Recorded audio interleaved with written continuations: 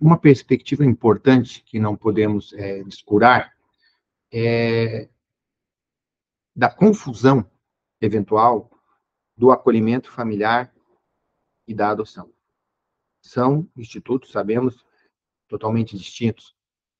O acolhimento familiar pode, deve, esperamos, pela preferência legal, seja o caminho para crianças e adolescentes que não têm condições de retornar ao convívio familiar, encontrem, então, uma família nova, vamos dizer assim.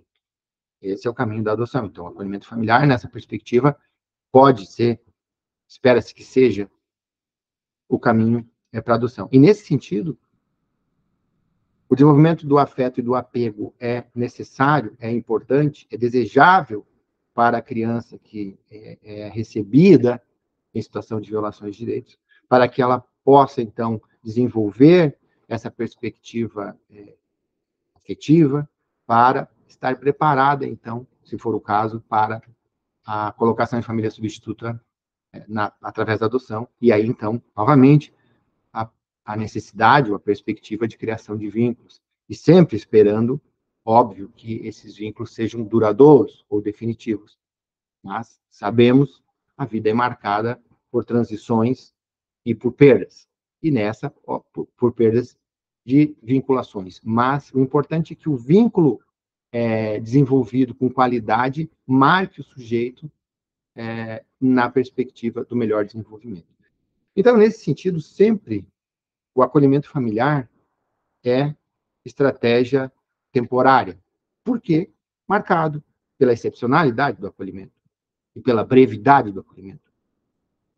Se não temos outra alternativa, a melhor delas, e é o que a lei indica, é o acolhimento familiar. E que ele seja breve, ou seja, ele está marcado pela temporalidade. E não raro, na prática, temos acolhimentos de dias, de um dia, de dois, por N motivos. Mas acolhimentos que se prolongam. E depois de um certo momento, principalmente envolvendo os adolescentes, que já têm mais consciência das violações de direitos, alguns porque se cresceram e pelos percalços, enfim, processuais, vamos dizer, que cresceram em ambiente acolhedor, ou foram inseridos em ambiente acolhedor no momento em que eles participam ativamente da decisão, ou seja, eles são chamados a consentir com a adoção.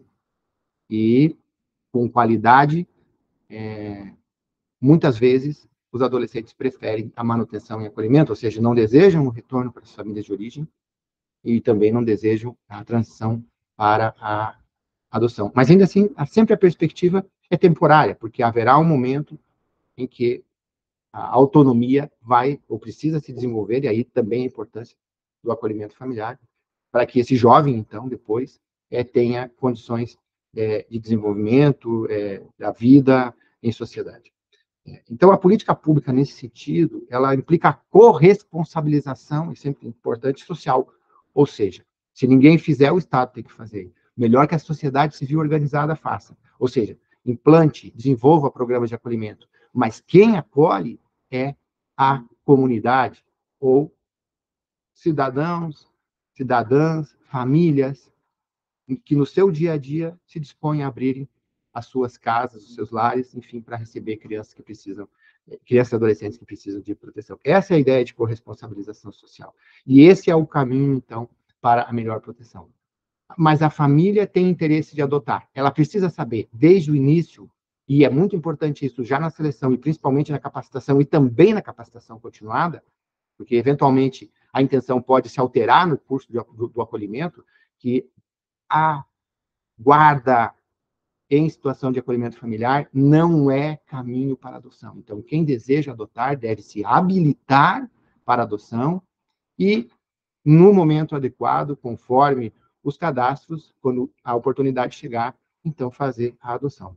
Mas a ideia de utilizar o acolhimento familiar para burlar o sistema através de uma guarda, ela deve ser evitada, deve ser advertida, principalmente porque ela pode configurar má-fé. Então, a dispensa de habilitação prévia para quem detém guarda de criança, na hipótese legal, ela está sindicada pela má-fé.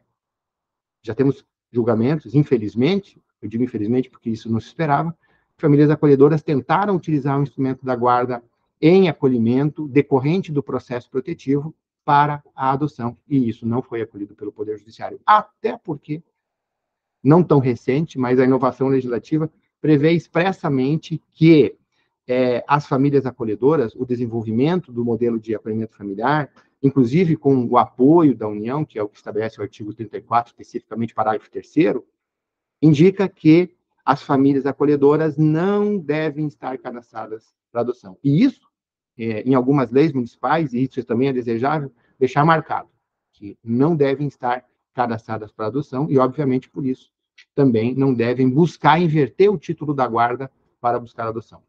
Resumindo, não confundir acolhimento com familiar com caminho para fraude ao sistema de adoção.